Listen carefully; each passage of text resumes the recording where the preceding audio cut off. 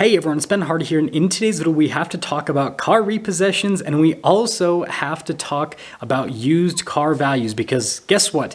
One of them is going up and the other is going down, and I want you guys to guess in the comment section below which one's going up and which one's going down. Before we get in this video though, as always, if you want to save time and money the next time you purchase a car, link to my car buying guide in the description down below. And if you want to see more content like this, I post videos every single day, so recommend you subscribe. And with that being said, let's jump right into it. We're actually going to start things off by talking about the used car market and how it is currently declining. And so if you guessed that the used car market is the thing that's declining and that repos are the thing that are increasing, well, winner, winner, chicken dinner. And it appears that these things are kind of intertwined, and we'll kind of bring it all together towards the end of the video. But anyways, yes, used car values are still declining, and they're declining at a much more rapid rate. So I made a video about a few days ago, and I talked about how the used car market on average is declining by about 0.5% per week with wholesale values.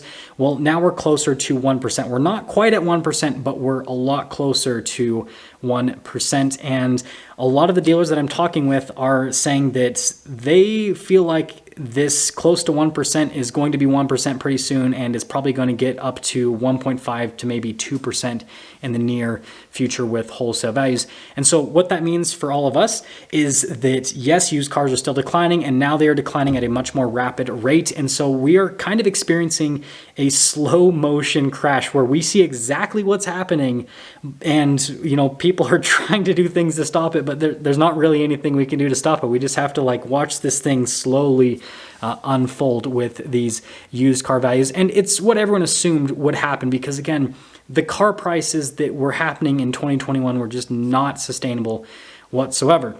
And so what you can do with this information as a consumer is, first off, know that there is a little bit more negotiating power when it comes to used cars, because although these wholesale values have decreased by a pretty large margin over the last few months and are continuing to decrease week by week, retail values aren't really decreasing all that much. And this is pretty typical within the car industry. Everyone's kind of acting like this is like a new thing, but this is not a new thing. When I worked at the dealership, this is exactly what would happen whenever the car market would decline.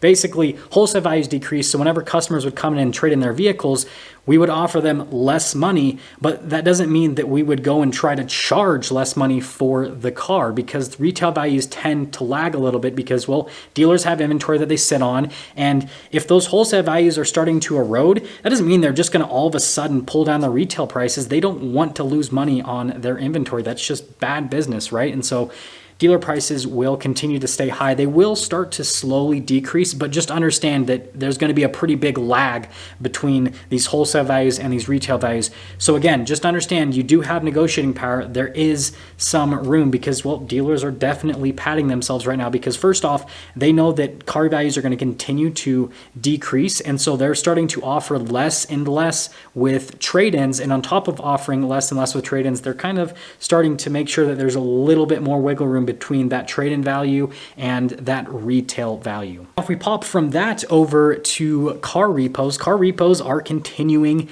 to increase. And like I mentioned in a prior video, the thing that is very strange about this whole car repo situation is that it's prime credits people that are experiencing more repossessions. Yes, people with subprime credit are experiencing slightly more repos, but it's people that have good credit that are typically good at paying things off that apparently aren't very good at paying things off right now. And so when you have a demographic that's usually not repo prone, that is starting to have their vehicles repossessed, it's showing some pretty serious cracks in the overall car market.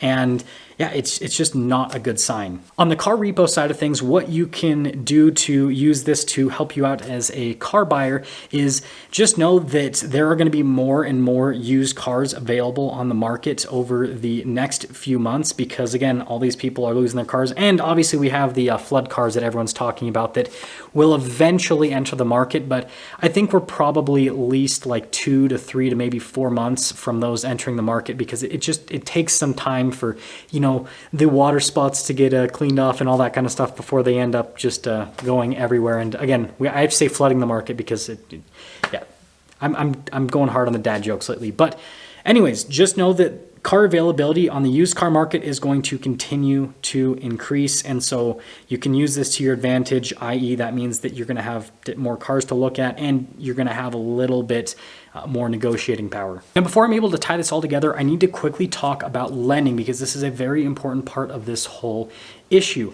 So if you guys don't know, getting a car loan is super easy, and this is kind of a problem. So like if you want to go and get a mortgage, you basically have to tell the mortgage company your entire life story, and you might get approved if your credit's good enough and if your life story is cool enough. Whereas if you want to get an auto loan, you basically can lie as much as you want and you will almost always get approved as long as your credit is just good enough. Like you could literally say that you make $1 bajillion a year because you're the CEO of buying cars that are way too expensive for how much money you make, and the lending institution will say, yep, you know what, your credit score is just high enough. We believe your story that is definitely not true, and we're just going to go with it. And the thing that is interesting is there are customers that participate in this practice, but there are also dealers that participate in this practice as well. I did make a dedicated video to that. And so, yeah, just go look at that in the video feed here on the Ben Hardy Show. I'll try to remember to link it in the description down below, but like, yeah. Good luck with that. I always forget those things. But anyways, all that you need to know for this little segment of the video is that getting a car loan is way too easy. And so that is a big part of this problem. Now let's tie everything together so that we can basically explain why we are experiencing what we are experiencing. So throughout the 2020 and 2021 sales years, what happened was interest rates went through the floor and car prices went through the roof. And so everyone was basically taking out cheap loans on overpriced cars. And that's obviously a recipe for disaster, because what that means is that, yeah, you have these people that have really low interest rates on these cars, but it doesn't necessarily mean that they have low affordable payments, because they're paying so much for those cars, and they're paying way more than what those cars are normally worth in a normal market. And so the only way that that would continue to be sustainable is if the interest rates stayed really low and if manufacturing stayed really low. And well, only one of those things continued to stay low, and that was manufacturing, because manufacturing is actually struggling more now than ever, and we'll kind of just lightly touch base with that at the end of the video. But yes, interest rates have increased by a massive amount. Everyone knows this at this point. I mean, you could very easily get an interest rate of like under 2% just a year and a half ago, whereas now it's hard to get an interest rate under like 6% if you have perfect credit. Yes, there are some local credit unions or manufacturers that are offering special rates, but it's pretty rare. A lot of manufacturers have actually pulled back a pretty large amount with offering special rates, and I'll kind of make another video about that, where I guess I'm alluding to a lot of videos I have to make in the future. There's so much to talk about with this topic. But what we need to focus on is that you have a very large group of the US population that paid way too much for a bunch of cars.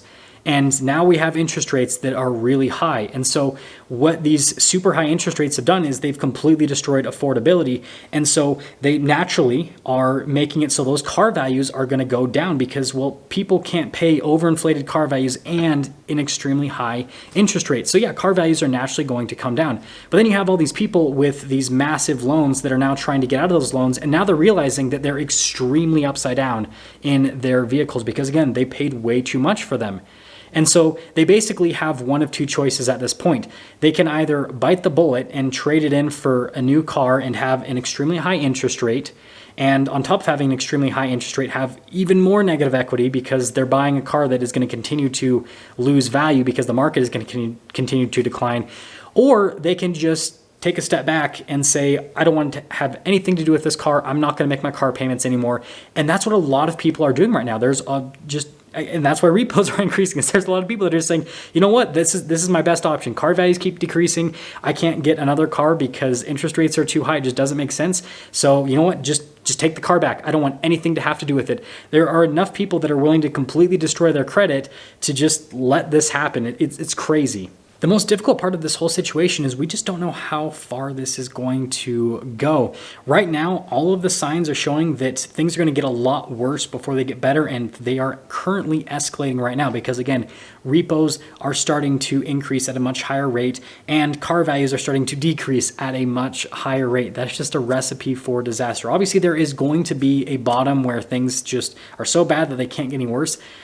I just don't know where that bottom is. And I did mention new cars briefly in this video, and I'm gonna have to make a dedicated video to this topic, but I have spoken with a few different automakers this week, and what I'm hearing from almost every single automaker, minus Tesla, of course, and I didn't talk to Tesla, but you can just see the sales numbers of Tesla, is that manufacturing is getting even more difficult, and car volume from a new car perspective is going to get even worse over the next few months and most likely over the next year or two.